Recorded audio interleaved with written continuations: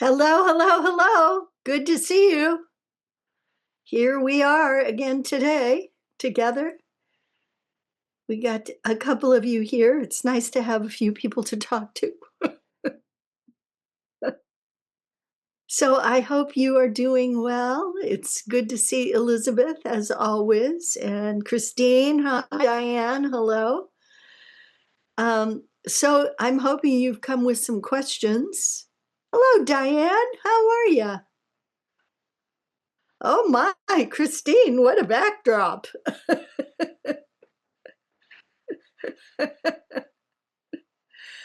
All right, you guys, have you got some questions for me? I'm interested in anything you have to say.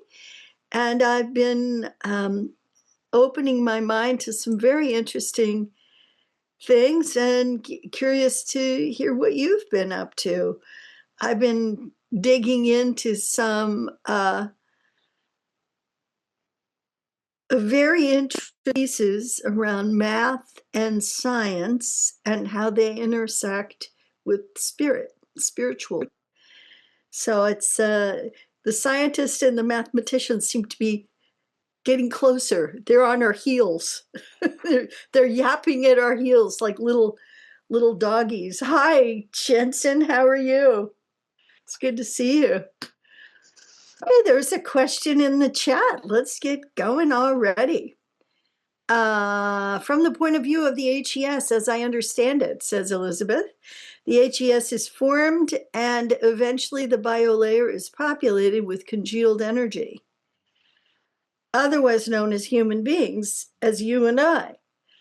Then after we expire, the HES goes to the house of healing for its own healing. Eventually, the biolayer is once again populated by congealed energy and the cycle repeats itself. Why does the HES require to have the biolayer populated in order to heal? Well, it doesn't really. The HES goes to the temple of healing after we die, but it doesn't need to have the house of it doesn't need to have a physical body to heal. The reason we have a physical body is to learn. So the physical body to implement and to bring into material form spiritual principles is evolving the species. And so the more we bring the principles of spirit present in our physical lives, principles of kindness and compassion and conscious focused intention, awareness, ideas such as form is nothingness, nothingness is form, these what we can think of as esoteric ideas. The more we begin to live into those esoteric ideas in physical form, the more sophisticated the species becomes, the more we raise the frequency of the species. So the whole reason to bring the sacred anatomy into physical form is to continue the evolution of the human species, because as beings we're in light body form, but then we take physical form and there's an evolutionary process that's taking place in physical form, and it has to do with manifestation of the creative principle. So as we're bringing our selves into life here on this plane, we're really embodying the creative divine principle that life continues, life goes on, life is the spark. And as we bring it into congealed form here, it's another form of human beingness. When we're in the light body form, that's yet a different form of human beingness. So it's an expansion of human capacity and ability. It's a growth into what we could think of as awakened materialism, and so there's a quality of light that's entering the human being that's entering human life. And, we see this in infants when they're first born. They're filled with light. And there's a way that they just radiate and lift the spirits of all who witness them. I imagine it's not every single baby, but all the babies I've seen certainly have that going on. I mean, I imagine there's some babies that are dark little energies, but I have yet to see one. And most of them are just so light and so beautiful. And then because they're in material form, they tend to sort of forget that. So it's this ability to remember who we are that matters. And it's the remembering of that core truth of who and what we are that is what material life is about in many ways. So when we look at each other and say all you need is love, that there's a ring of truth to that in all beings, and so there's a way that art and music and dance and all these creative endeavors mirror that greater dynamic, which is human manifestation into physical form, has that quality, that quality of light, that quality of connection with the creative impetus. And so manifesting in physical form is it's a marvelous learning experience because it pushes us right up against this persona thing. So when we combine electromagnetic and subtle energy, oh my God, it gets a lot harder because the electromagnetic frequency is different energetic than the subtle. So the subtle frequency, it's easier. We always remember who we are. We never forget. But then when we become electromagnetic beings, which is what human beings are, physically are, when we integrate that, we're integrating one of the 5 quantum energies. So, strong force, weak force, electromagnetic, gravity, and I claim subtle energy as a 5th quantum energy.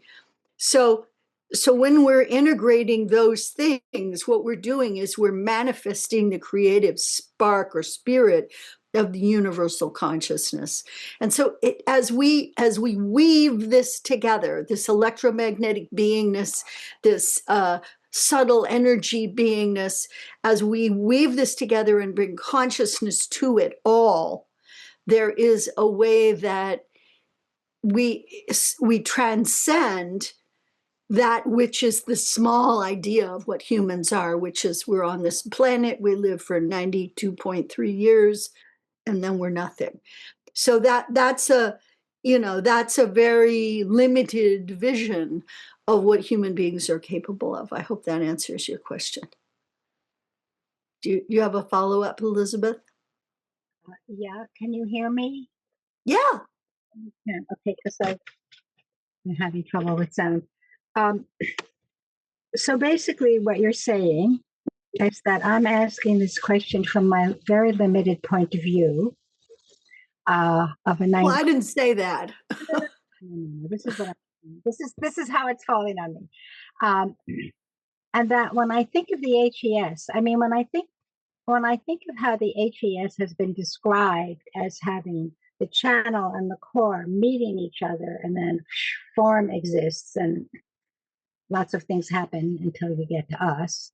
Um, so I think of that as not being connected to human beings. And what you're saying, it it's an energetic manifestation of us that happens before we go into physicality. Basically, I mean, I'm just trying to figure out because when I think of the HES, I think of this huge structure from source energies, which is basically perfect. And I'm Well, trying. it has its moments. Does it have its moment populated by HEMF stuff that comes from us? That's what I'm trying to figure out. I'm sorry. Just why is from the point of view of the HES, why does it need us at all? Why does the sacred anatomy need the bio manifestation at all? That's and you just explained. Okay, I missed all of that. You cut out. Oh, Can you say it again? yes. Oh, so Just the wh- last sentence there.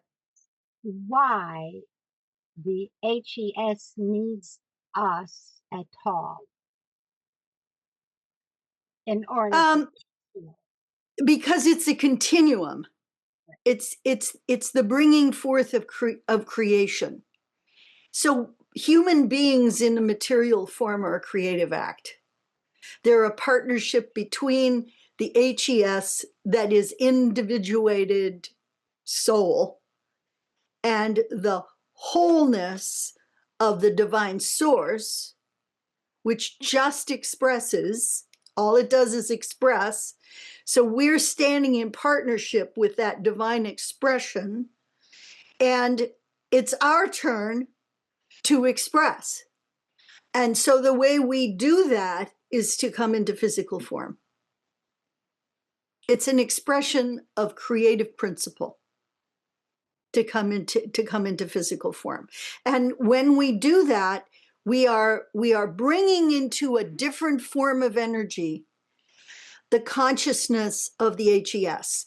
So we're saying I am fully awake, I am fully aware, I am cognizant that I am the totality at my center, right?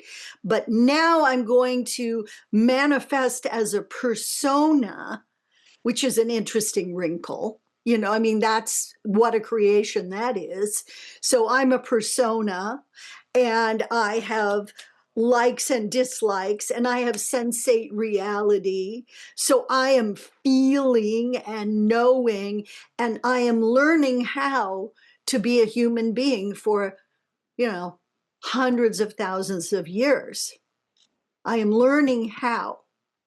And so now here I am in the 21st century, maybe, that's where we are. And here I am, and I am awake to the reality that at my core I am the totality. I am awake to the reality that I have a sacred anatomy.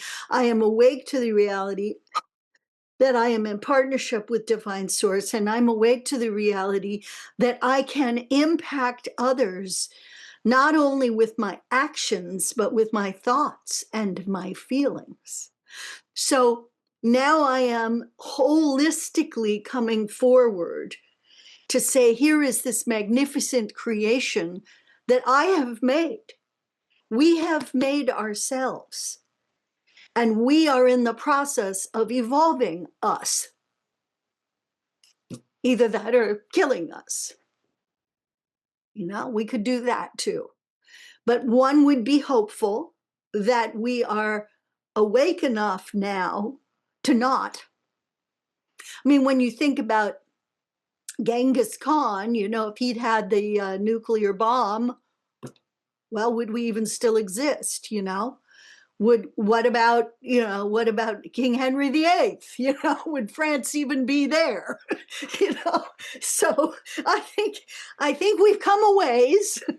Hopefully, we're doing better.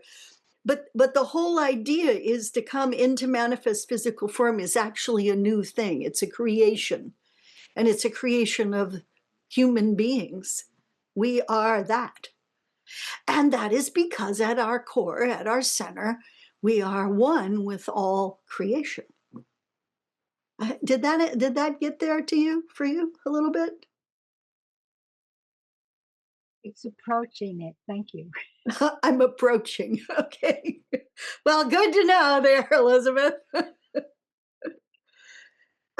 Yeah, but the whole idea that we are that which creates us that's a little unusual. That's kind of like, oh, that's a different one.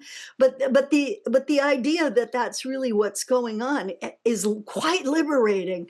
I see your hand, Diane, but I also see Chenson put something in the chat here. Is your question in relationship to what we've just been talking about, or something different, Diane? Okay, then I'll go ahead and I'll take Jensen's. Are the 9 resonating chambers the central areas of attunement within the HES, where resonating frequencies are created and harmonized? And can you explain the mechanics of how the 9 resonating chambers impact the HES? Okay. Hi, Holly. How you doing? And I didn't say hi to Mark. Hey, Mark, how are you? It's good to see you. 9 resonating chambers, the central areas of attunement within the HES. Hey there. Can we see a picture of the 9 resonating chambers, Cheryl, that you do the fancy one? The splashy picture. And she asked if this is where resonating frequencies are created and harmonized. It's where resonating frequencies are created, not necessarily harmonized. So this is the flow of the 9 resonating chambers, and they're different colors so you can distinguish them. In fact, they are all the same color, this kind of golden, saffron color. That's what the colors of all of these places are.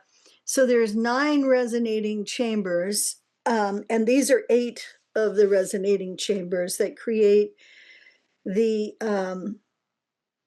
resonating frequencies, or the harmonizing energies that harmonize and balance the sacred anatomy. The harmonizing network, which this is part of, it basically holds us together. So we're held together energetically by sound.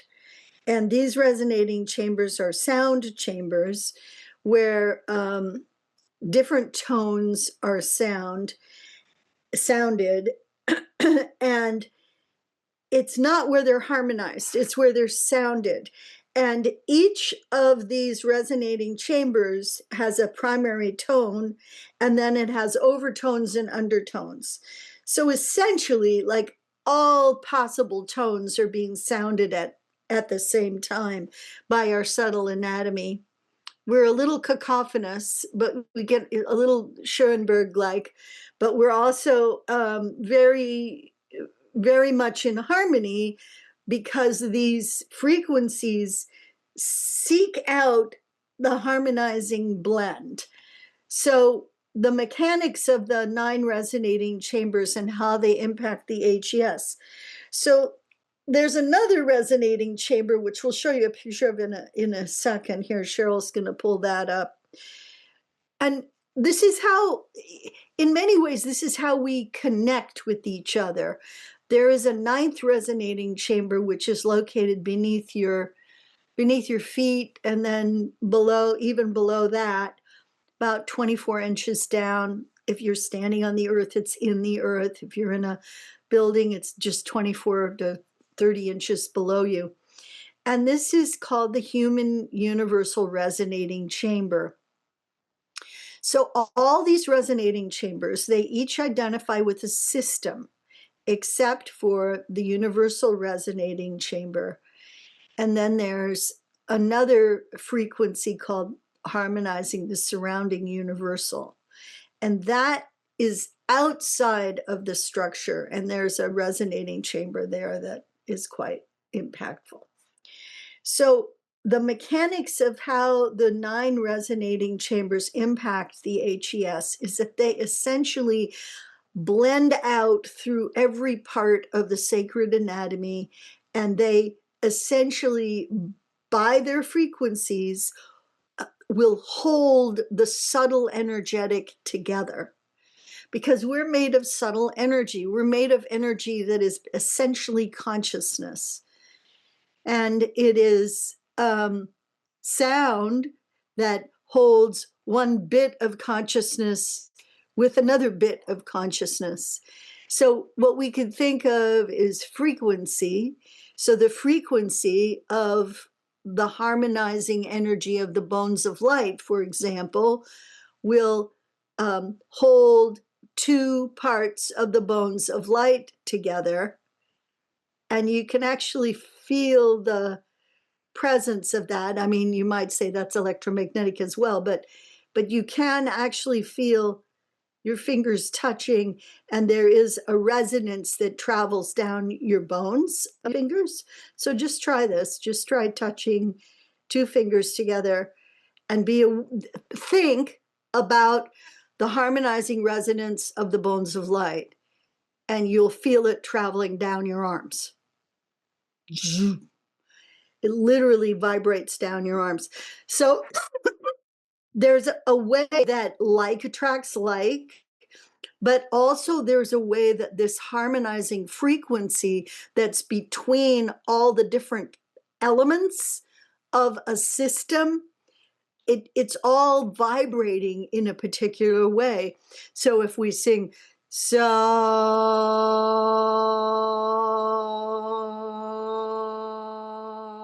it increases the stamina. So there's a tone, I think it's the saw G for bones of light, if I'm not mistaken, but there's a low frequency that causes the bones of light to attract to each other. So that would be within the system. Why do these systems work together? And how does the resonating chamber allow that to happen? The resonating chambers are here. Okay, so here's a picture of the human universal resonating chamber. That's that white there. And the white energy just goes right outside of the human structure. It goes all the way out, and it resonates out into space and into other beings. So you and I are in constant conversation in our human universal resonating chamber. We're in constant conversation. And the resonance of that chamber, the sound of that chamber, is the sound of universal harmony everywhere on the planet. So when you and I are in a harmonious relationship, we will feel that connection. We'll also feel a disharmonious connection. So the harmonizing chambers, the universal resonating chambers, create the tone, but they don't do the job of harmonization. What they do is create the tone and bring it. They bring it to the party, essentially. And the harmonization occurs between the systems. So when you have the bones of light harmonizing with, the blended energy system, so I take my finger and I place it like in the incoming current of my purpose current going into my throat chakra, I'm in the blended energy system. And what I'm feeling here is an inner relationship between the bones of light, represented by my fingers, and the blended energy system as it enters my throat chakra. And I can feel a resonance there because in all of the systems, there's a little bit of some of the other systems.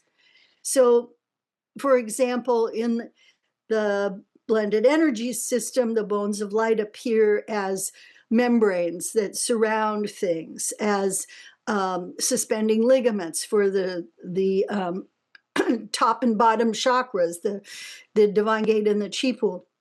So there's all these sort of supportive energetics that are available, and it's woven together. It isn't like the resonating chamber or the harmonizing network is doing the whole thing, because it's not. It's like a drum, Chenson. When you have a tight skin over a frame and you hit it with the mallet, then you have a tone, or you hit it with your hand. It is that tone that resonates out. But the membrane of the skin over a frame, now that's a system, right? So the system allows for the tone to escape, and then that tone that's created by hitting the drum, or different tones that are created by hitting the drum in different ways, radiate out into space, and they're waves, and they move through and they impact us. Okay, so the same thing is happening in the sacred anatomy, and the systems each are their own instruments, essentially. So we're essentially I think you could think of us as a symphony, where there's lots of instruments that are playing, and some are playing a theme, and some are playing a different theme, and some are the rhythm, and some are working with a chordal kind of structure to support everything else. So there's a way that symphony is an expression, and really in many ways an ultimate kind of expression of human structure, symphonic reality, which is why Beethoven's Ninth can adjust your body. I mean, that's what's amazing about really profound music. And not all creative people are able to do that. But Beethoven in his Ninth Symphony reached some kind of pinnacle. And there is a way that if you sit in complete meditation or lay down in meditation, listening without falling asleep to his entire symphony, it will adjust your spine. So there is profound information available. John Coltrane, when he had his song, "Hello, Mary Robin," hello, hello. So Coltrane's Love Supreme, women used to listen to him and literally have orgasms while they were listening to this music, because the frequency was so powerful, primal. It is possible for music to completely transcend, and as it can be with transcendent art. I mean, if you have ever seen the red in a Renoir, for example, if you've ever looked right at it, it's like no red ever anywhere. It's the most incredible red there is. And he captured something, combined different colors to create something. And we are that. We are creative expression, the unfolding. And so I go back to the answer to my first question, really, which is we are that, right? And our experience of the resonating chambers in the human energy structure is one of an extraordinary symphonic presence. How does the resonance of these chambers interact with one another and the frequencies imprinted in our HES from past trauma and karma? It's just the subtle anatomy doesn't think of time the way you and I do. So everything, it's a spiral. It's all happening at once. My past life 500 years ago is happening right now for my sacred anatomy. So it's awake to what's going on, which is why we can time travel and find things out, and it's why we can read the etheric layer. It's why we can see what our historical truth is, because it's right now. It's not past. It's happening right this minute. And so how do they interact with one another? The chambers interact with one another like, the string section and the brass section interact. They're coordinated, and sometimes they're in direct opposition. I talk about the art of sacred anatomy energy medicine. There is also an art to the sacred anatomy itself. And the sacred anatomy's art is one of expression, which is exactly what the divine source is doing. Expressing, expressing, expressing. No agenda, expressing, expressing. And here it is. The minute you have self-awareness, you begin expressing. And so therefore, we are expressing the truth of all of that cosmic awareness. It's constant within us. And we have the ability to catch that. It's, catching a firefly, we have the ability to capture it in a jar for just a few moments, and then we have to let it go. And it's that quality that is most extraordinary in human beings, really. I mean, elephants have compassion and love for their children and the ability to talk to each other across vast distances. But they don't have what we have. We're different. We are a unique species on the planet. Octopuses love and connect. Don't eat them, by the way. And they love and connect. They're kind. They are caring. Cats and dogs love their masters, but they don't have what we have. And it's important to realize that that doesn't mean that those other creatures don't have something to contribute, because they do. What would this world be without dogs and cats? We'd miss them terribly, What would this world be without octopuses? Hello, Katie person. What would it be without all these other creatures that share this place with us? Even the historical creatures like dinosaurs. So many little 4-year-old boys would be disappointed if there were no dinosaurs to talk about. We need the history, right? And now we're living in a time when archaeologists are digging everything up because of LIDAR, and they're finding it all. And oh my God, there's cities being discovered in the Amazon. They had it must have been millions of people in the Amazon instead of 10 little tribes, Now it's it's a great awakening that we're experiencing right now because of tech, but also because we're ready for it. Our symphony is full on right now. So I think the way that these frequencies connect is that we resonate against life. We resonate against life. It's like when you hit that drum, boom, out it goes. And if you're in a small space, it's going to be contained there. If you're in a great opening, boom, that follows every little bit of air as it moves out and all around the entire area you're in. The truth is, we resonate against life, and it's the force, the spark, the joy, the excitement, the power of life that we resonate against. And that's what holds us together. It holds us together. And that spark comes from the source within us, and we are creating ourselves. Does this make any sense to anybody but me? I think it does. I'm holding on. All right, so let's keep going on this fairly long thing here. What is the significance of maintaining the health and effectiveness of these chambers now, especially the UHRC, Universal Human Resonating Chamber? Well, the significance is that it helps us be more. It helps us be more better, right? Better, better, better, better. Mo better.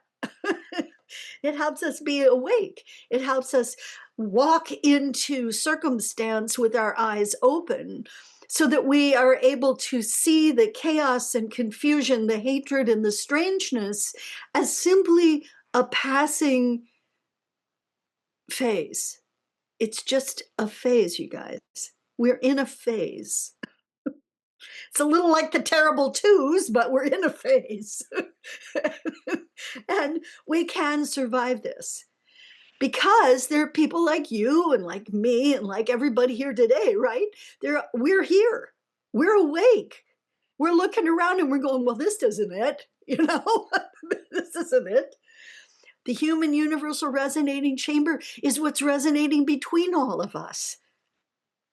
Like it or not, I can feel Donald Trump. I'm sorry to say. I can feel that guy.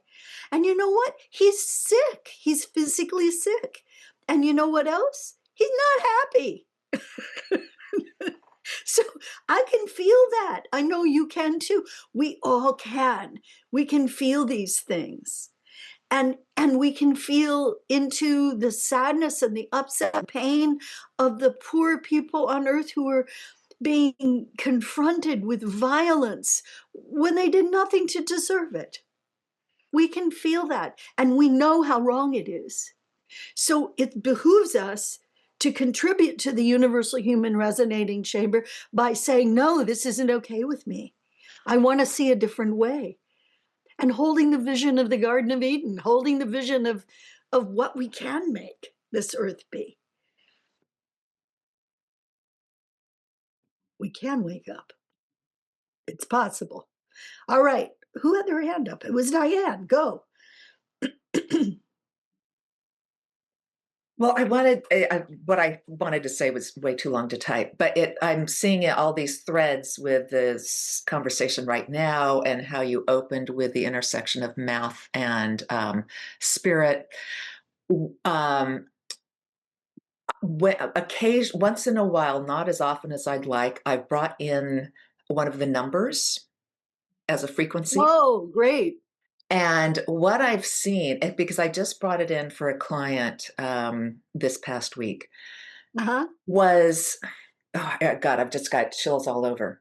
What I keep often or usually will see when I bring it in is, in the Matrix, the first Matrix, where there's the master coder of human reality and the guys there at the desk. And when the good guys would go back onto, the earth, slave earth, and they needed something to be different, the guy would go in and recode something to shift Uh-huh. something in that program. I vaguely remember this. Okay. I saw it a long time ago. Yeah, so there's all this code, streams of code, and then he'd go in and he'd change the code. And like if they needed a cat to appear, suddenly a cat would appear or something like that. Okay. What I see when I bring in the number frequency is a recoding of of reality.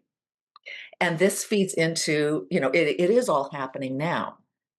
And I see a recoding, and my sense is that the reality for this person's experience, and then likely to some level for everything else, is actually being recoded and shifted to the better. And as you're saying what you just said, I know that whatever we're doing right now is impacting the whole, that we can change the programming here on Earth at any moment. And seeing what I see when I bring in numbers, which are Mm-hmm. a form of math, Mm-hmm. it truly can happen so fast and so powerfully. The more Mm-hmm. each of us make a choice in every moment to do something more creative, bigger, more from love, whatever it is. And also, it can be affected by perhaps bringing in math somehow, for example, being via the frequency of the numbers. So, anyway, Mm-hmm. these are all just ideas floating around, and I was curious to hear more about what you're seeing in terms of the intersection of math and science and how that math and spirit, and how that might tie into the increasing possibility of significantly impacting the trajectory of human experience at this time.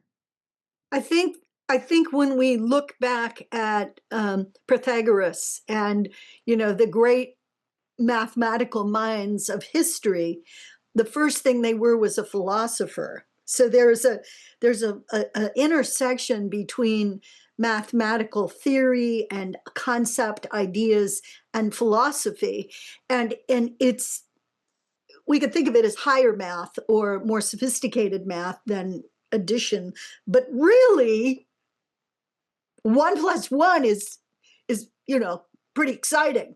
So when you really get down to it, um, the understanding, and I love Mark to come back on. Mark is a mathematician, so it'd be great to have him pop in here. But the excitement, he's the one who's turning me on to these ideas, and I'm seeing some really cool stuff that are some of which is explaining how sacred anatomy works, which is really exciting. I don't know enough yet to talk about it intelligently. I'm working on that. But what I can say is about the power of numbers, the power of frequencies. You're right, in that numbers are energies. 1, 2, 3, they all have different frequencies, just like universal love and light and sanctuary and mana all have different frequencies. So everything is basically energetic frequency originating from source expression. And when we start to really understand that numbers are this internal, almost like pathways into, and you call them a code, but they're like a pathway in to understanding sort of the workings of the geometry of life, the ideas of compassionate truth, and things that are very esoteric in nature, the concept of love, even in its great depth and variety, can be explained with numbers, just as anything can be. I mean, you can break everything down into sacred anatomy explanation, number explanation, biology explanation. You can find all these different explanations, right? So all of it is indeed connected, and there's this incredible through line, which is the intelligence of the universe. So this through line is universal consciousness, which is what we are. We are made of that. And our universal consciousness can understand what 0 is, what 1 is, what 2 is, what 10,000 is. And we can understand how numbers break down in that way, but we can also feel the impact. For example, the number 1 has a particular resonance in frequency that is quite different from all the other numbers. It is, in fact, a unifying number. It is a number that, I mean, there's people that study sacred geometry and, all this stuff. And I'm a person who has studied consciousness. And so when I look at the number 1, which, definitely is your realm of study, Diane, when you look at number 1, you see the through line, and this core here is number 1. I mean, this is the resonance of number 1. And what is in the harmonizing network? Those are different numbers. Those are ways that we find, maybe we're in base 25. I don't know. I mean, I remember studying base 7 in like 6th grade or something, and it was so confusing, Such a base 2 was much easier, and yet it was much harder. So there's ways that when we look at numbers, we can actually find ourselves. And I think that that's what you're pointing to with this idea of your internal vision clicking into, like, this is a code. Because yes, it is a code. So is sanctuary. So is universal love and light. So is the red rose light of love, So these are nice poetic names for something that's a frequency, And we could give all the frequencies numbers, but I think that would be very boring. So I remember when I was a little girl, this is the last story, and then I'm going to shut up here. But when I was a little girl, and I was in 1st grade, we had to count to 10. This is 1956. We didn't have all those highfalutin educational styles. It was just like, now you're going to learn to count. And so I could not get my head around the difference between 1 and 2. And I didn't know how there could be a 1 and then there could be a 2. It just didn't make any sense to me at all. And I was completely stuck on it for the entire year. So much so that they thought I was like maybe mentally deficient. So there was and then I got like when I finally realized there was zero, well, I couldn't see how there could be one if there was a zero. So that screwed me up even more. So I would 0, 1, and 2 just stopped me in my tracks. And I pretty much stayed there for the rest of my life. I've been there for a long time. So anyway, that's neither here nor there. Okay. Now, Mark has a question he put in the chat. I'm going to take that first before Jensen. Regarding long distance healing, is it accurate to say the main difference between one using a thought form and not using a thought form is that you do not use a thought form if you then use instead astral travel? No. I don't recommend astral travel for anyone. I think it's incredibly dangerous.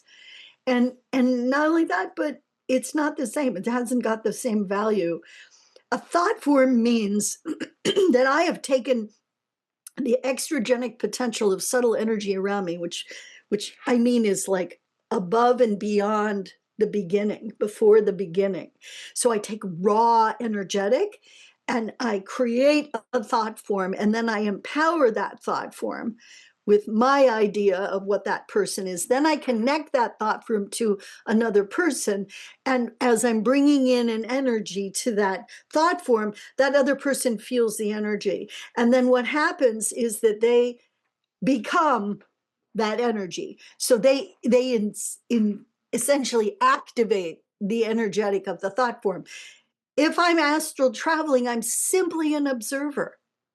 I don't have the ability to interact. I can actually put my light fingers inside of the thought form. I can blow the thought form up to life size if I want. I can make it really tiny. I can put it in my pocket. I can put it on an altar.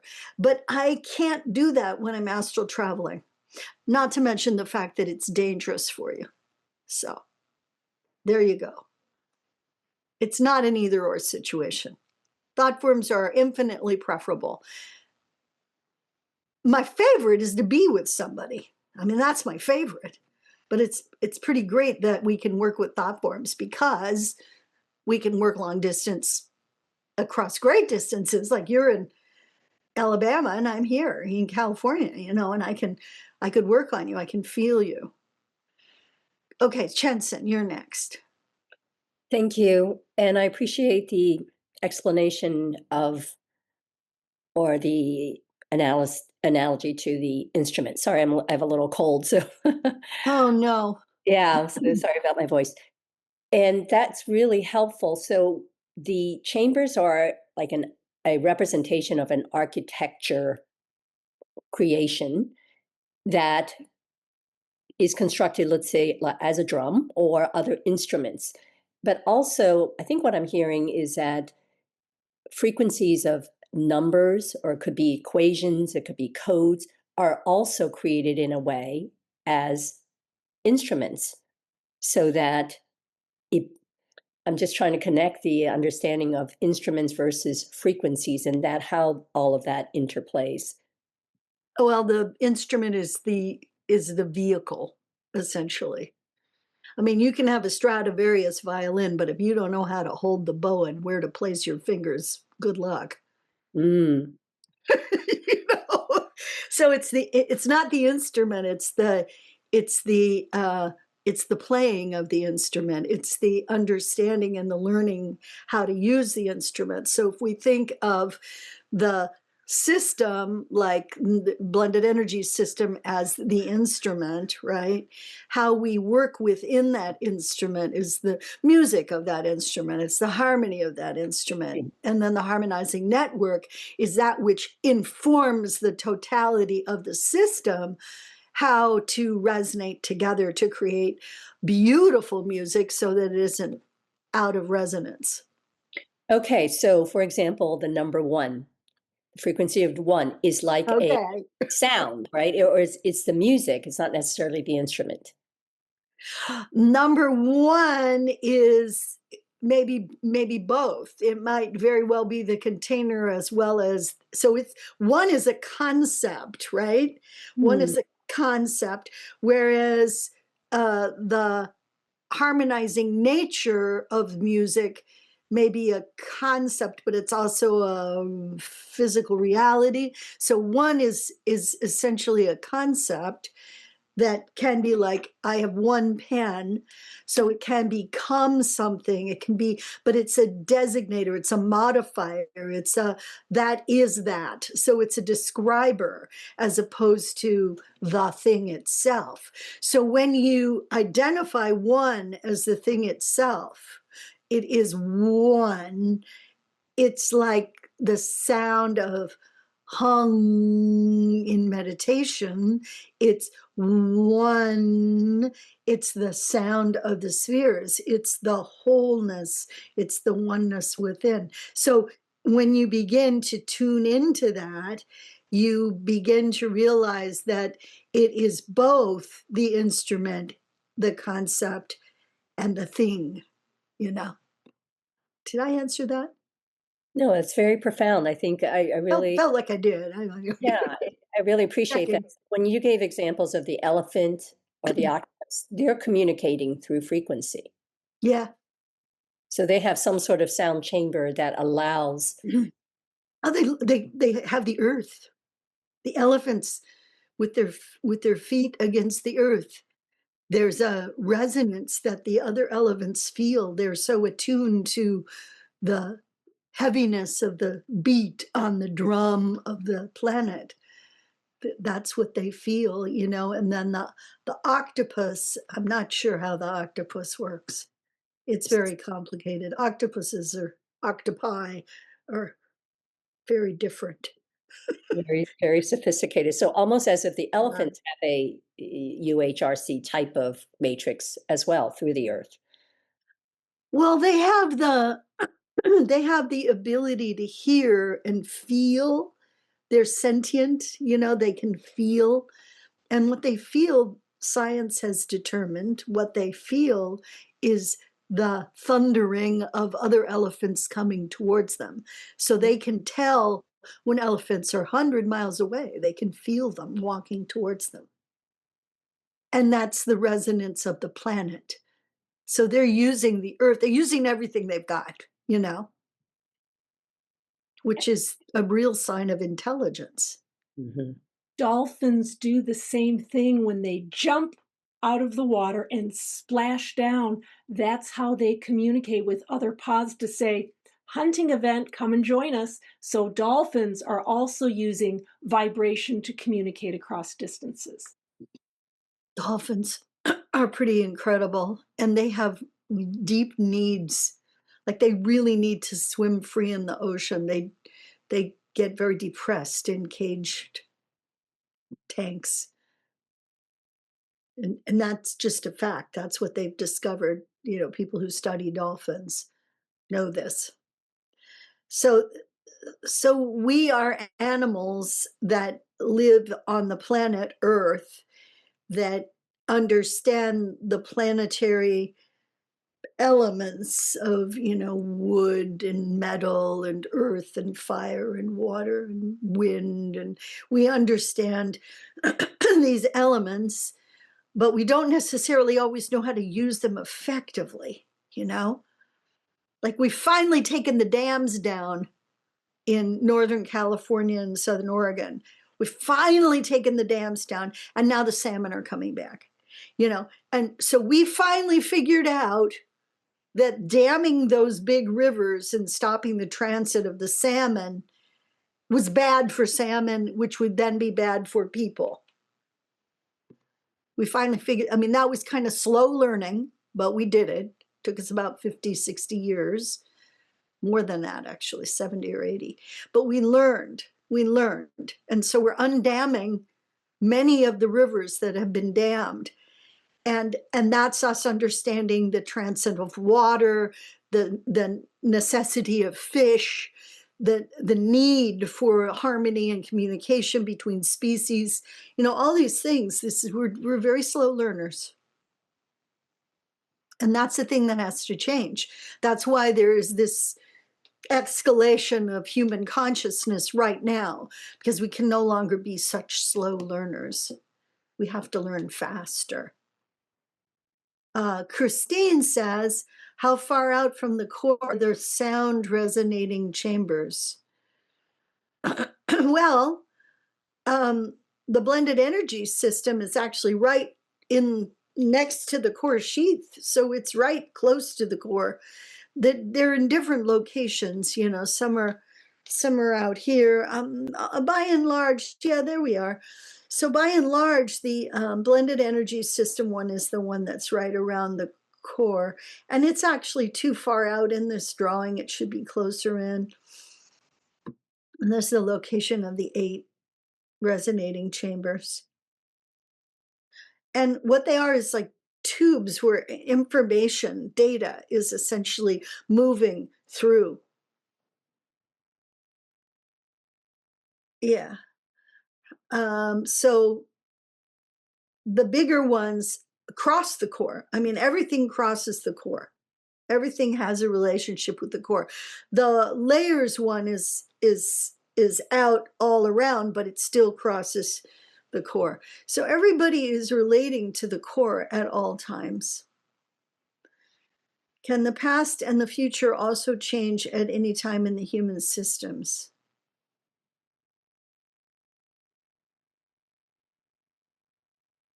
Sorta. You know, the past is yeah. I mean, we can go back and we can rewrite our childhoods. We can say, I was raised by loving and kind people who gave me that dollhouse that I wanted when I was 7, you know, and those people really loved me and they took really good care of me and I was never in danger. Yay. And I got chocolate every birthday. Yay. And you can rewrite it, but it's a deception, you know, because in truth, what really happened was what really happened. And it is important to acknowledge it and to either move on from it or fall in love with it. You can fall in love with your horrible parents. They were the perfect horrible parents, exactly who I needed to become who I am today. So I don't know. Yeah, you can change the past, but you can definitely change the future. And there isn't such a thing as predeterminism. You know, we're in a constant state of possibility because everything is changing constantly. So the past, the present, and the future are all malleable. Everything can shift all the time. And it at first when you realize that, it's like standing on quicksand, you know, and you're like, I'm going down, you know. I can't relate to anything. But then there's a way that you can find your ballast within it, you know, and realize that past, present, future are all now, and that is what matters, is the now. So if you're in the now, completely in the now, past, present, and future align in tremendous harmony, actually. Cheryl.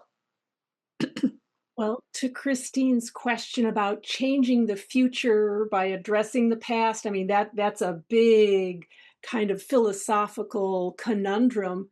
And the truth of the matter is, when we do use sacred anatomy tools and protocols to address the pathologies that started in childhood or in our adolescence or that first stinky marriage or whatever it was, we can remove the patterns, the congestions, the pathology, so that your future is brighter, happier, less bogged down by that emotional baggage from your past. So, in that way, we do change the future.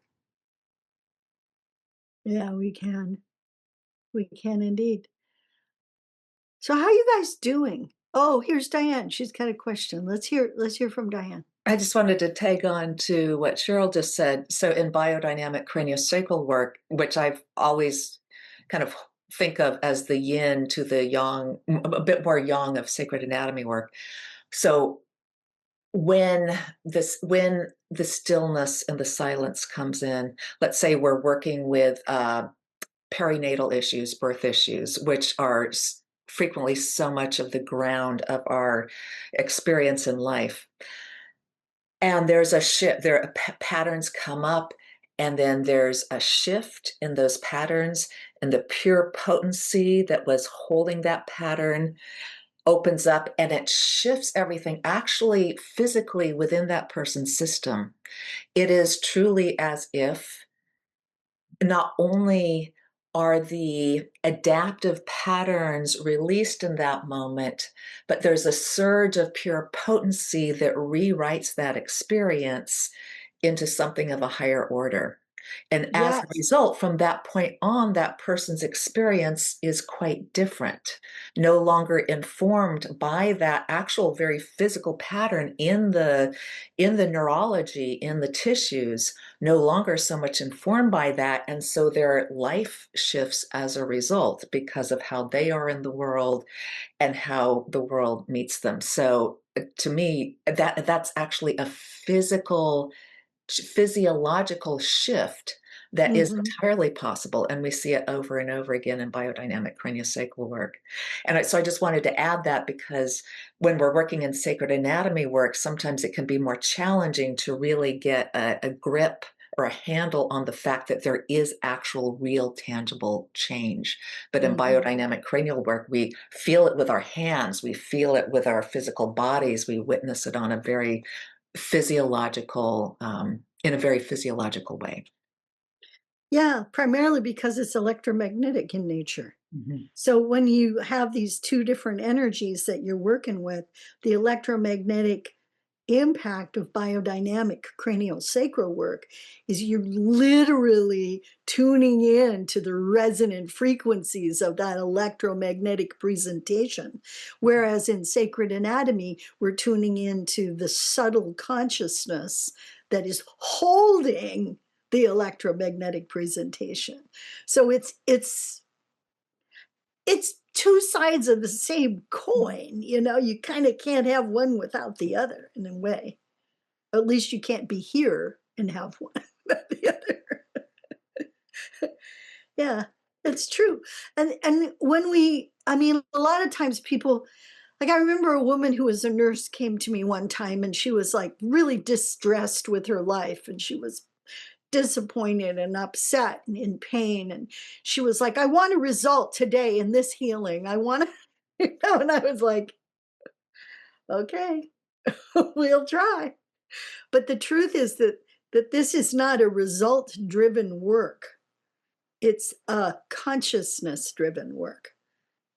And it's not so much about the result you get as it is about the awareness that is achieved. So that's the shift. I think that might be the difference between physical modalities and subtle modalities too, is that we're working in different types of energy. What do you think, Diane? I would say it depends on the modality. Many physical modalities are driven by that. Pure biodynamic work is very similar to sacred anatomy, where in its pure form, we're not driven by any kind of agenda.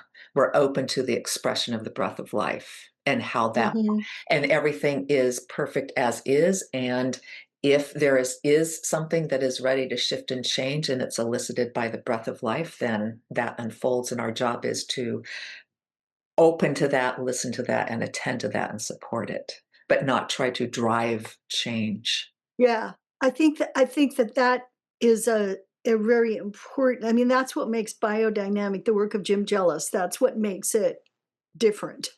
Mhm. Is that he moved away from agenda, you know, and Yeah, was and also Franklin Sills and Michael Shea. There's beingness. many others. Yeah. Mhm. It that I see it in many ways like deep meditation Mhm. and what is accomplished in the different meditative states that one can attune to and return to over and over again. And it's like entering a realm of consciousness, which is kind of what we feel when we enter into the spiritual layer and we go into different realms of consciousness. So there's a way we can equate these different things, I think. And that's exciting, actually, because it shows us that we're all onto this. We're onto something. We're onto something good. Christine, you got your hand up here. I do. I am so inspired. Oh my heavens. Desda, you are just off the charts. There's no charts. Thanks. But anyway, Get me off those charts. who needs them? But this whole thing has been really fascinating for me because you probably know as when I started working, it's been 42 years, was just that all I did with a client was say, gee, what's going on and what needs to happen? And then it would happen. So I didn't have to go into anything. I didn't have to know anything about things. It was just like, oh, well, gee, this guy had a, broken arm or something. And I just said, well, can that get fixed or something? And then it got fixed. And I'm sitting there going, okay. So I'm just trying to understand more about my work. And it's like at times, yes, absolutely. Let's go and look at the core, like your work and do those kinds of things. But would you just describe that as a consciousness level kind of working, or connecting isn't even the right word? Any comment? Well, I mean, I've always thought that your work was a lot about frequency, because you being a singer, you have this tonal frequency that you reside in, kind of, So when I see you coming, I hear you coming.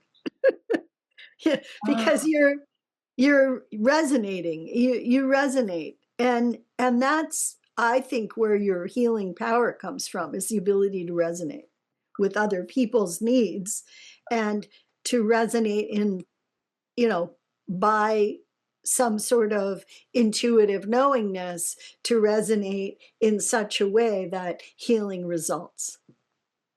Oh my God, that is so helpful. It's very illuminating for me. Thank you. And You're welcome. Yeah, and so if I'm resonating, then my resonating chamber must be good. Well, I think your resonating chambers are all operational, to support you, and have at different points in your life been, more or less balanced, right? But the fact of the matter is, remember when I was talking about how we resonate against life itself? Yeah. Yeah. So there is a way that you've found a doorway into doing that with other people, but you resonate your own energetic against their energetic, and that's your healing thing.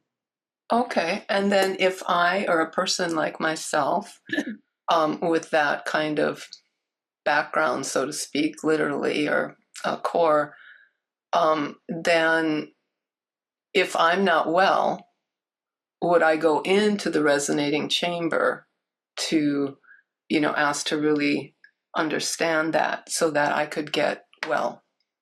I think if you're not well, what you need to realize is that there's some part of you that's missing, perhaps. And some part of you may have, in a desperate attempt to help someone else, you may have sort of given something of yourself away. So I think it's important for you to get better at the edge, because I think that will help you be less vulnerable when you're in your healing state. And I think that that's the thing that's certainly helped others a lot. The edge practice is the thing that, I discovered years and years and years ago, when I used to be at the effect of the tsunami of information that was overwhelming me constantly. And I was sick all the time. So when I stopped interacting with the tsunami, and I started acting at the edge with the tsunami stopped being a tsunami and became a very gentle pool that I was now swimming in. So you can either be under attack by life, or you can blend with life. You can move and harmonize with life, or you can be distant from life. And unfortunately, a lot of sensitives go to the distant. I'll be distant. I will hold everything at arm's length. I will not interact. I will not engage. I will be separate from. Or they go to the other extreme, which is I'm going to throw myself into the middle of the river, That's the only way I can do it, is to be 100% part of it all. So it's hard for sensitives because you're kind of like the canary in the coal mine. I mean, you're dropping off when the CO2 gets too high. You're falling over. So being the kind of person that you are, Christine, there's a need for you to have more quiet time, more peaceful time, more time of really inner dynamic rest and quiet.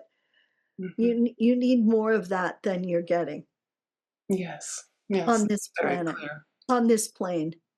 Yes. It's hard for people like you, like me, like Diane, like Jensen, probably like the rest of you, to exist on this plane. It's hard. Literally. It's really hard. And it's why we need each other. It's like we can hold hands and go, this worked for me. What'd you find? Diane found biodynamic, the cranial sacral. Let's hold her together, I've got sacred anatomy. You got something else, and we need each other. We need each other to be able to survive this period of transition, which is very intense. Very much so. Yeah, everything, lots breaking down and stuff. And the edge, as you know about me, has always been difficult. Yes. And I still do my best to practice it. And I don't know if I'm missing something with that, if there's any last thing you can say about that. Well, you have different issues, but this isn't the right forum for that. Oh yeah, no, I just thought maybe there was a more universal kind of thing. Universally, you need to be more in harmony with yourself to be in harmony with life. And Mark has his hand up, so I'm going to go. I love that. Thank you. You're welcome. Mark, go ahead. Mark, come off your mute. Yeah, I have a very basic question, which is the following. I check, let's say in the morning, I check my age and I get 100%. Question. And I draw a conclusion that I don't need to do it now. And maybe some other time when I check it's less than 100, then I should do it. Mark, you just need to do it every day. Don't check to see if you're 100% at the edge. Why? So are you saying just that do it? It's a practice. It's a practice. It's not quantifiable particularly. So if it shows me 100%, it doesn't mean anything? No, it doesn't mean anything. You have 100% edge there all the time. Whether you're able to attain the edge and stay there depends on practice. Okay, but if I ask the question, okay, maybe I asked wrong question, so I should ask, am I now at the edge, or have I attained the edge? What should I? You're mostly at the edge. You're mostly at the edge, but you need to practice the edge to attain it 360, to really get like the whole structure at the edge. Most people are able to like go to the edge sort of here. They are here at the edge. But to really attain the edge means the entirety of your sacred anatomy needs to be at the edge. And because if you're not whole. Yeah, I understand. So partial.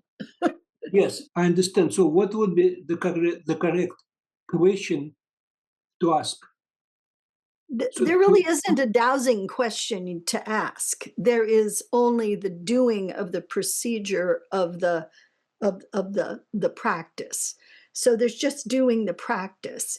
And what you learn from every day, embodying presence, first of all, you learn that you have one and that it can be there.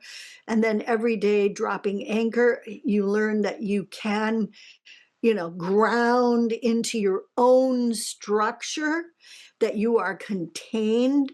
And then you learn your electromagnetic field, you learn to feel it, to sense it, to know it's around you, and you can control it.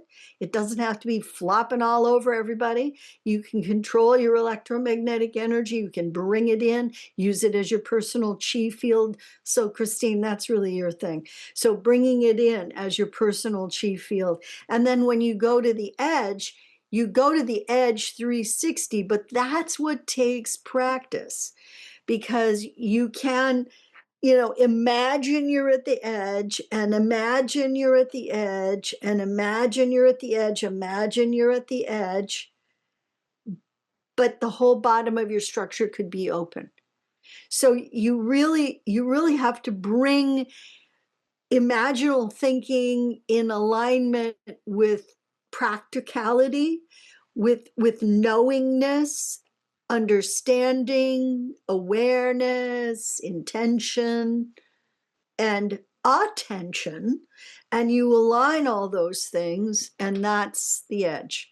So then you have the monkey mind, which you need to put outside yourself. And the monkey mind is the one who says, I want to quantify what I'm doing.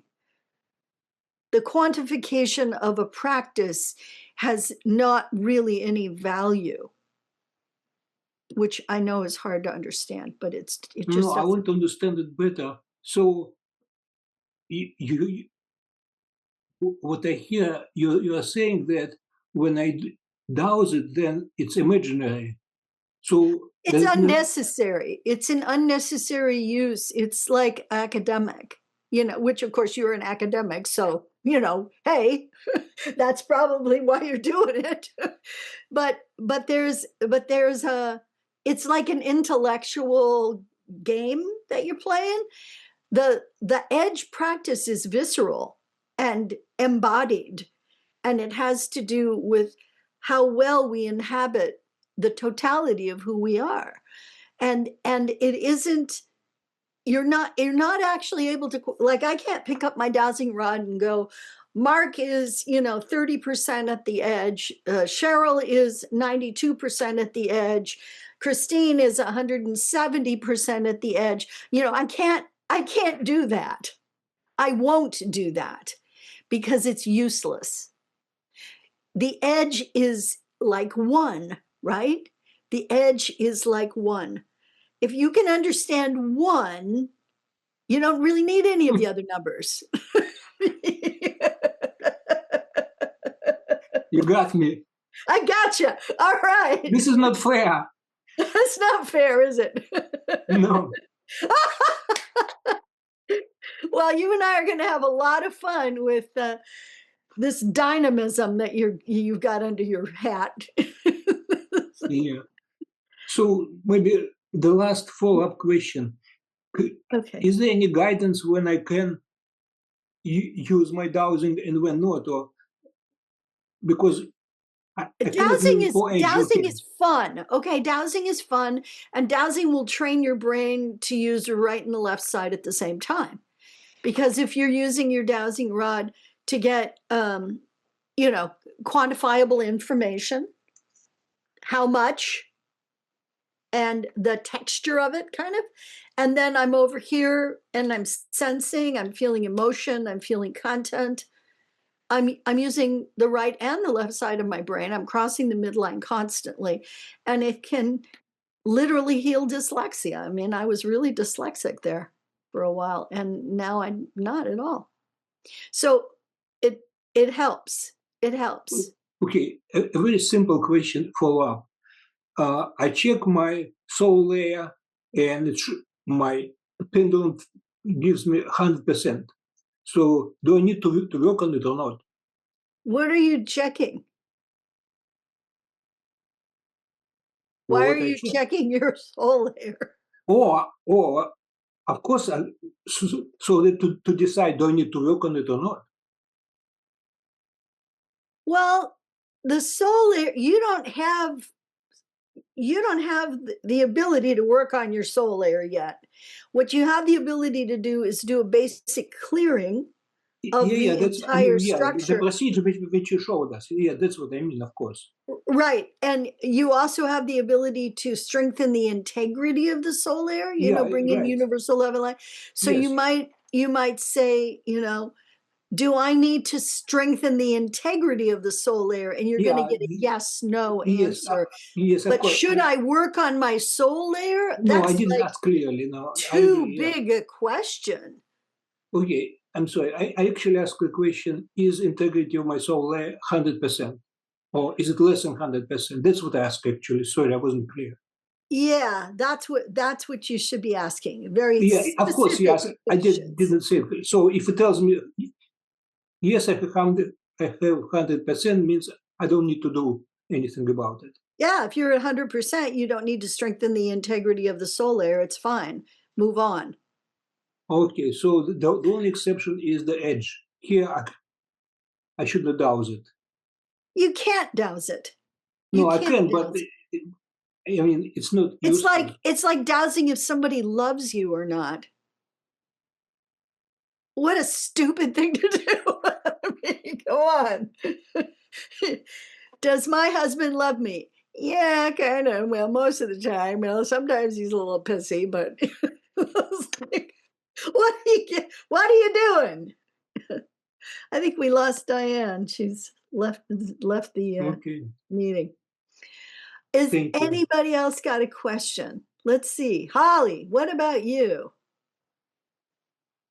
Nah, okay. Well, I don't even know what time it is. Oh my God, it's almost time to stop. That's amazing. We've that was an hour and a half that went so fast that I have no.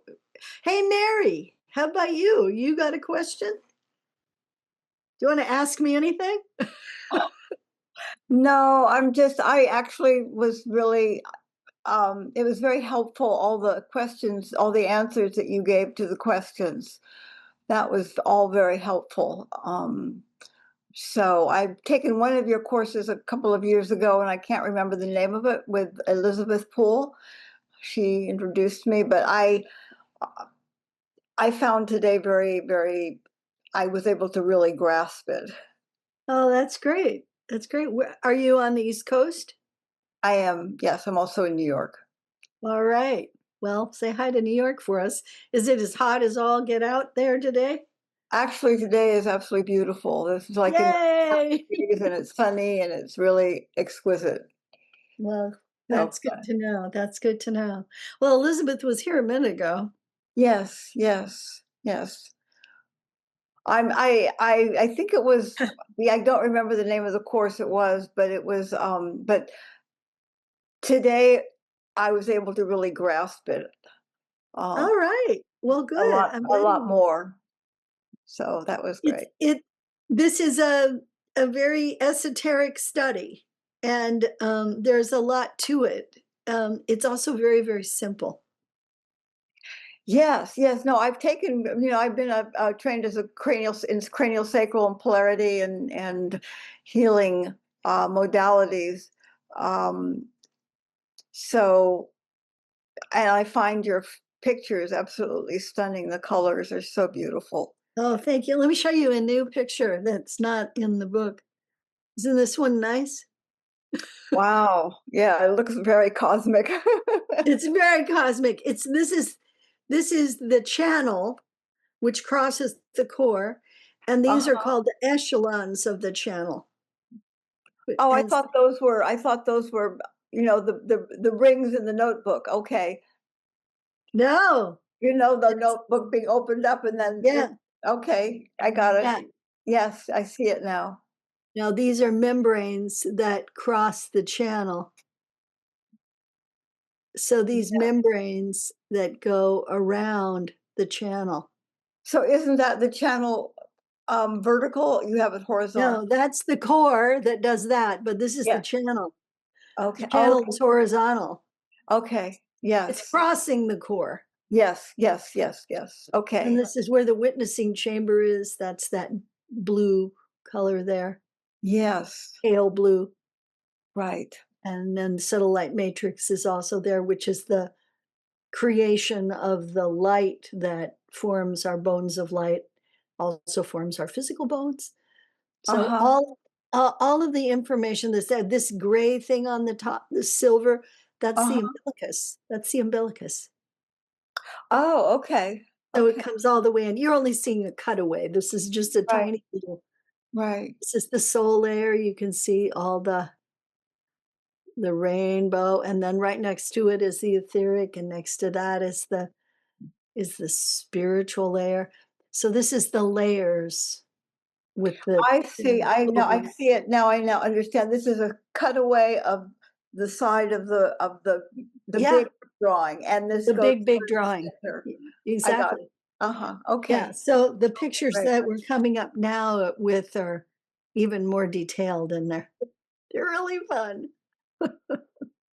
Thank you. Mary, it's nice to meet you and see you again. And Thank you. welcome. The Edge looks very interested. I'm sorry, I have a cat who's going absolutely crazy here and knocking things off, so I have to watch her. But the Edge seemed very interesting It is. when It's you were speaking fascinating. about it. 'Cause, It might be good for you. In fact, this is a perfect time for us to share what's coming up next at Sacred Anatomy Academy. So Cheryl, let's see that first slide. Look here. So this is the Sacred Anatomy Secret, which is the introduction to the powerful energy boundary of the Sacred Anatomy Edge. And the secret is a free class. And Cheryl, my assistant and also my student and also my friend, is going to teach this class. I'm no longer teaching the Edge. She's teaching the Edge, and so are another half dozen people. So we're starting to promote the Edge in a bigger way. But it's only an hour long, Mary, and you may want to attend. this So is you the can Edge. This is not the Edge, though. Yes, it is. This is the beginning of the Edge. This is the introduction to Oh, okay. the Edge class, which is on September what? 26th, Cheryl? There's the Edge. It's a 3-hour class. Okay. So you can enroll in the free class to learn about the Edge class and at saedgeclass.com. And that's Cheryl. I've put those links and dates in the chat. And the nice thing about the free class on September 5th is we do actually do an exercise to have that first experience of the Edge. So that's also part of the class, is getting to understand the anatomy that we're going to explore more deeply in the 3-hour class. So And check out when those I links understood in from the the chat. Edge, oh, I'm sorry. Pardon me? I was just wondering is the Edge, because I heard you speaking with, I don't know, it was it Mark or some, other people, of the Edge would be for sensitives. Oh, yes. And for everybody, but I think sensitives need it more than most. Yeah, it was discovered so that I could survive, basically. So let's share the other things that we have to share, Cheryl.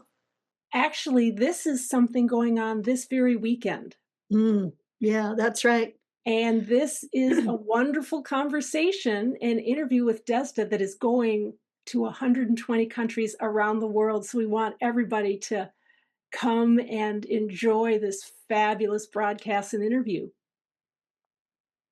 Yeah, and there's an email that went out, Cheryl. I believe so. That you'd have to check with Bobby, but you get it here. Here is the link. So you can copy and paste that and join Desda at 3:30. There's a tech check at 3 o'clock to make sure you can jump on. And then it's going to be, one of those rollicking interviews with Desda, which are always fascinating and instructive and fun. So you can copy that and join Desda this Saturday afternoon. It's in the chat in case you haven't figured that out. Yeah. Is it Saturday or Sunday? Sunday. It's Sunday, August 24th. 24th at 3 p.m. Pacific. And she's in Australia. So it's all over the English speaking world. Yes. And then if you take the Edge class, you qualify for this class. Tell them about it, Desda. Yeah, energetic hygiene is the class that we developed. That's what Mark was mostly talking about, was using the dowsing rod. So I teach you how to douse, and I teach you how to do a basic clearing. I teach you how to bring in energies. I teach you how to do self-care. So this class is the free intro class for that other class. This is happening in October 22nd. October 22nd. And then the energetic hygiene begins in November and runs through December. It's a 6-week class. And you learn all these things, just not just sever entanglements, but to really stop absorbing other people's energy. You need to take the Edge first, and then you can take this class. And I'm still teaching this class. Cheryl and other people are teaching the Edge at this time. But you can come study with me, take this one. And it's a good thing for like self-care, you know, it helps you be able to function, which is, that's nice. All right, thank you so much for joining me today. Pick up your own copy of Your Sacred Anatomy if you don't have it. Check it out. It's worth having. There you go, Holly. You got it. And you know, we're working on a second edition. That'll probably take another year. So get this one in the meantime. It's worth having. And it's been great hanging out with you. Come back on September 19th for the next one. I look forward to seeing you. It's been a lot of fun. Thanks for coming to Ask Me Anything. I've enjoyed being here with you. We'll see you guys later.